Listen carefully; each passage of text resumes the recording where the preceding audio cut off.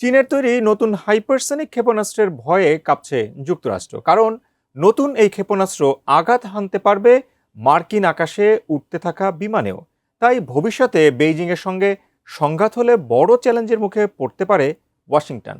কিন্তু কি সেই ক্ষেপণাস্ত্র আর কিভাবে কাজ করবে এটি, বিস্তারিত জানাচ্ছেন এসআই রাজ।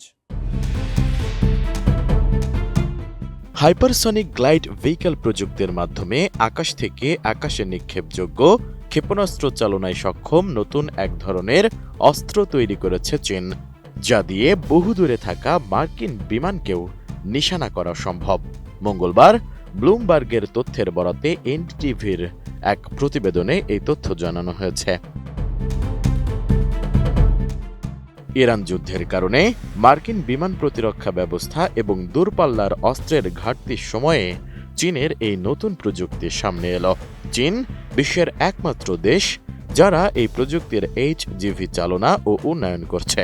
এই অস্ত্র দিয়ে 1000 মাইল দূরে থাকা আমেরিকার রিফুয়েলিং ট্যাঙ্কার ও আগাম সতর্কবার্তা দেওয়া বিমানগুলোকেও সহজে লক্ষ্যবস্তু করা যাবে। সঠিক প্যাড আর সঠিক তথ্য দিয়ে এসব সামলে নিব এক হয়ে। Monalisa sanitary napkin.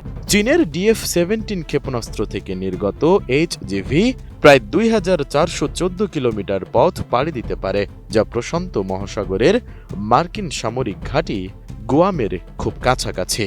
অন্যদিকে তাদের উন্নত DF-27 ক্ষেপণাস্ত্রের সীমা প্রায় 8000 কিলোমিটার, যা হাওয়াই দ্বীপপুঞ্জকেও হামলার আওতায় নিয়ে আসে।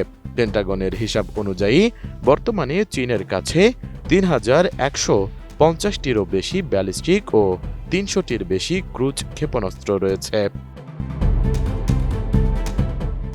তবে দূরপাল্লার এই ব্যালিস্টিক ক্ষেপণাস্ত্র দিয়ে বিমানে হামলা চালানো বেশ কঠিন ও ঝুঁকিপূর্ণ।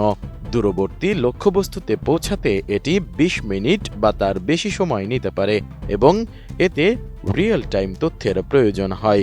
পাশাপাশি পারমাণবিক হামলার ভুল ধারণা তৈরি হয়ে পারমাণবিক যুদ্ধ শুরুর ঝুঁকি তৈরি হতে পারে বলে সতর্কতা দিয়েছে ব্লুমবার্গ।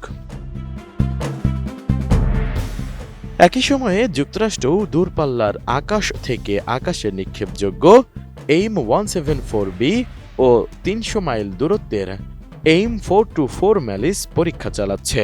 পাশাপাশি লকহিড মার্টিনের AIM-260 উৎপাদন পর্যায়ে রয়েছে এবং ইউরোপে 100 মাইল পাল্লার মিটিওর ক্ষেপণাস্ত্র ব্যবহৃত হচ্ছে।